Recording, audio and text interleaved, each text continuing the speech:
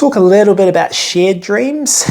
Again, I wasn't the biggest believer in shared dreams until I started having them, like in anything, I suppose. But I remember I was teaching on a yoga teacher training in Bali in like 2018, and we had a group of students. I was teaching sort of stuff around awareness of dream in line with mindfulness. And we talked about sort of doing a little experiment, which was basically everybody woke up at sort of 3 o'clock, meditated for half an hour, thinking of the other people in the class and that they wanted to meet them, and then they'd go back to bed from like 3:30 to 6:30, and then they would write down when they woke up anything that they remembered, but they weren't allowed to talk to each other. And then we meet again, you know, for the session at 9 o'clock or something, and each person goes around talking about their experience, and what we are looking for is the congruencies. And it was pretty mind-blowing for a small group of about, I don't know, 12, 15. The congruencies, you know, it might be, I'm in a street looking out a window and there's lots of people. And then the other person's like, I'm walking in the street and there's lots of people. So we can see both are experiencing a similar space from different perspectives. Or I'm walking along some cliff tops and it's like looking down at a beach.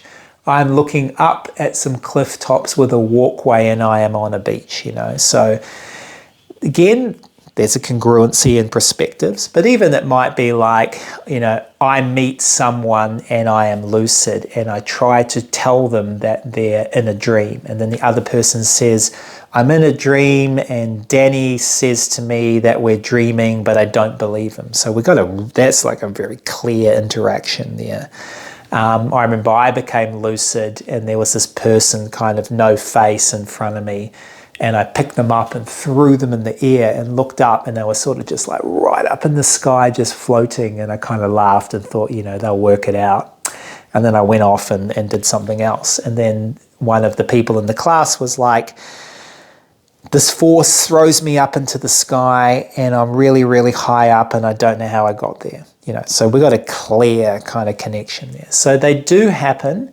The big one is it's easier when both practitioners have similar skill levels, but it just works like, let's say you could run an experiment with your partner. So like you set the intention to meet them in their dream, they set the intention to meet you in their dream, you write down their dreams, they write down their dreams, and then look for any congruencies, yeah?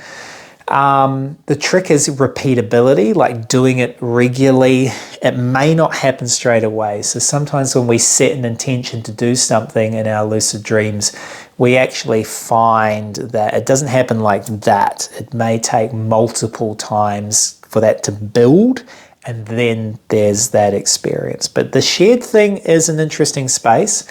There's a lot of data around sort of shared healing as well, healing someone who's injured in the dream, so someone you know who's injured. And again, I've had experience with that kind of stuff with my niece when she had cancer. So again, so many sort of places you can go with that.